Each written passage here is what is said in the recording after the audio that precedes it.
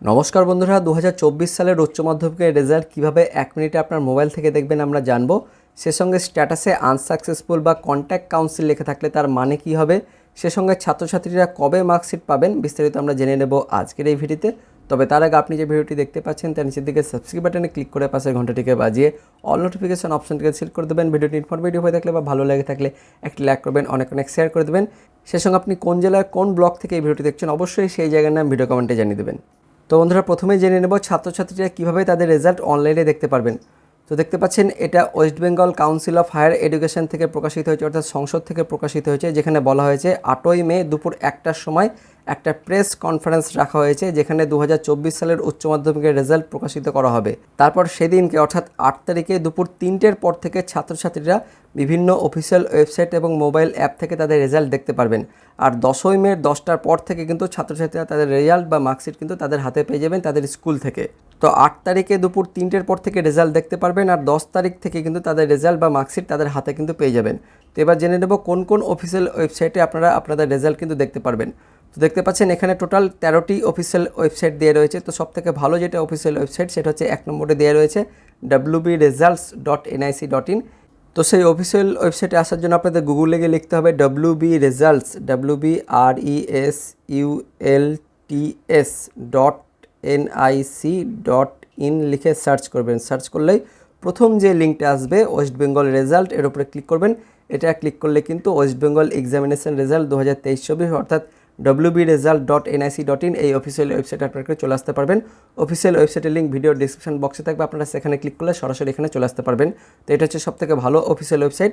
তো এখানে আসার পর নিচের দিকে লেখা থাকবে লেটেস্ট অ্যানাউন্সমেন্ট, তার নিচের দিকে লেখা থাকবে West Bengal Council of Higher Secondary Education Examination 2024, তার নিচের দিকে লেখা থাকবে results publish on Thursday 8 May 2024 at 3 PM। তো সেই লেখাটার উপরে আপনাদের ক্লিক করতে হবে। তো সেই লিঙ্কের উপর ক্লিক করলে আপনাদের এরকম কিন্তু পেজ খুলে যাবে, যেখানে লেখা থাকবে West Bengal Council of Higher Secondary Education Examination Result 2024, দিয়ে নিচের দিকে লেখা থাকবে Higher Secondary Examination Result 2024, enter your roll number. তো এখানে ছাত্র বা ছাত্রীর রোলটা লিখতে হবে, আর পাশের ঘরে নম্বর দিয়ে দেখতে পাচ্ছেন এখানে নাম্বারটা লিখতে হবে, দিয়ে এখানে একটা ক্যাপচা কোড থাকবে, ক্যাপচা কোডটা এন্টার ক্যাপচার এখানে লিখতে হবে, দিয়ে আপনাদের এখানে সাবমিট করতে হবে। তো সাবমিট করলে কিন্তু আপনারা এরকম কিন্তু পেজ দেখতে পারবেন, যেখানে লেখা থাকবে West Bengal Council of Higher Secondary Education Examination Result 2024 Higher Secondary Result 2024, দিয়ে আপনাদের রেজাল্টটা কিন্তু দিয়ে থাকবে। প্রথমে রোলটা দিয়ে থাকবে, তারপর নাম্বারটা দিয়ে থাকবে, তারপরে ছাত্র বা ছাত্রীর নামটা দিয়ে থাকবে, দিয়ে টোটাল কত মার্কস পেয়েছেন সেই মার্কসটা কিন্তু দিয়ে থাকবে, তারপরে ওভারঅল গ্রেড কত গ্রেডটা দিয়ে থাকবে, তারপর ওভারঅল পার্সেন্টেজ কত সেটা কিন্তু দিয়ে থাকবে, আর স্ট্যাটাসের ঘরে কিন্তু পাস লেখা থাকবে। তো এখানে যদি পাস লেখা থাকে তাহলে কিন্তু আপনারা পাস করে গিয়েছেন। তারপর নিচের দিকে কিন্তু সাবজেক্টের সংক্ষিপ্ত 4টে জিডিতে সাবজেক্টের কিন্তু নামগুলো লেখা থাকবে, বিএনজি মানে হচ্ছে বেঙ্গলি, ইংলিশ, এভাবে কিন্তু আপনাদের সমস্ত সাবজেক্ট অর্থাৎ আপনাদের সাবজেক্টের নামগুলো কিন্তু সংক্ষেপে দিয়ে থাকবে।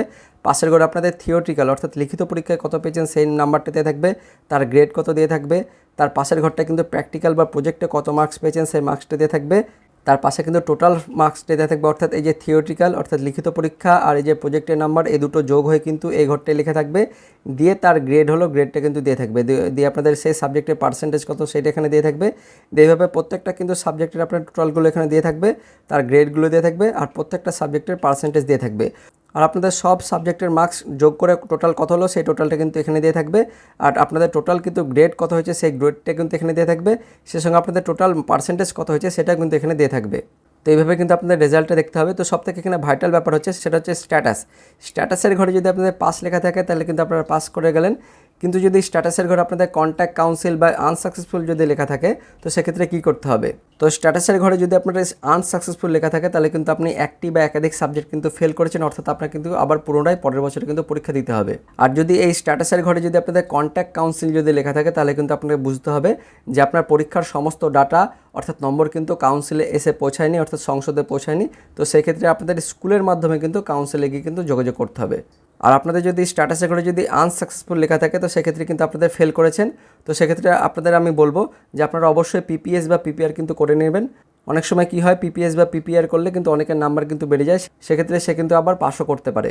তো ভিডিওটি ইনফরমেটিভ হয়ে থাকলে বা ভালো লেগে থাকলে লাইক করবেন, অনেক শেয়ার করে দেবেন। তো দেখা হচ্ছে পরবর্তী লেটেস্ট আপডেট নিয়ে, ততক্ষণের জন্য বন্দে মাতরম, জয় হিন্দ।